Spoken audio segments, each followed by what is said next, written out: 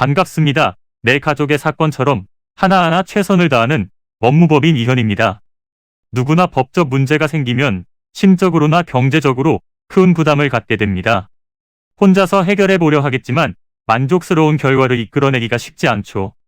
여러분의 정신적인 고통, 금전적인 어려움을 이해하며 이현의 법률 상담 시스템을 통해 도움을 드리고 있습니다. 의뢰인의 문제는 하나의 사건이 아니라 한 사람의 삶이라는 마음으로 면밀하게 분석하여 해결의 실마리를 찾아드리겠습니다. 자, 그럼 오늘의 주제인 교통사고 탄원서에 대하여 함께 알아볼까요? 많은 분이 윤창호법의 폐지로 음주운전 적발에 대한 처벌도 약해진 것 아닐까 하는 생각을 하시는 것 같습니다.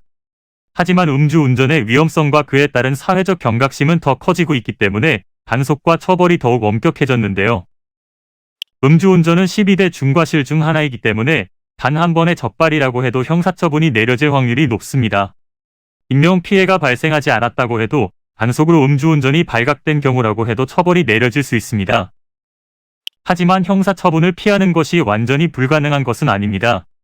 반성문과 교통사고 탄원서 등을 제출하면 선처받을 수 있는 가능성도 존재하는데요. 탄원서는 지인, 가족, 친구 및 제3자의 진술을 담아야 합니다.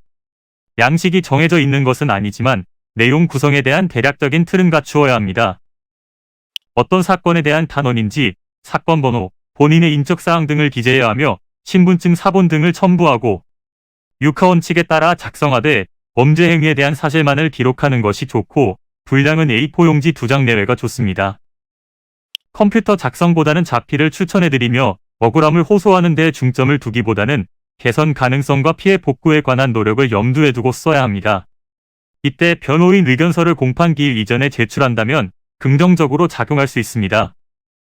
선처를 바라는 반성문이나 탄원서는 형사사건 처리 어느 단계에서도 제출할 수 있으나 초기 단계에서 제출할수록 좋다는 점을 참고해 주시길 바랍니다. 이는 간단히 분석될 문제가 아닌 경우들이 대부분이므로 꼭 법률적인 상담을 받아보는 것이 현명하다고 볼 수 있습니다. 그리고 가능한 한 긴 싸움이 되지 않도록 최대한 빠르게 조치를 취하는 것이 좋습니다. 미루면 미룰수록 사건에 대한 난이도가 높아질 수도 있기 때문이지요. 가벼운 병도 방치를 하면 상당히 무거운 병이 되듯이 이 또한 역시 사전에 바로잡으셔야만 간단한 조치로도 해결할 수 있는 가능성이 높아지는 것입니다. 여러분이 골머리를 앓고 계신 그 사안, 저희 법무법인 이현에게 알려주세요. 이현의 법률 상담 시스템을 통해 든든한 지원군이 되어드리겠습니다. 간혹 변호사가 아닌 사무장 등과 상담하는 줄로 오해하시는 분들이 계시는데 이는 전혀 아니며 저희 법무법인 이현은 변호사와 1대1로 상담이 이루어진다는 점을 다시 한번 꼭 알려드립니다. 저희는 하나의 분야가 아닌 민사, 형사, 가사뿐만 아니라 비송사건 등 모든 것을 추구하고 있는 종합 로펌입니다.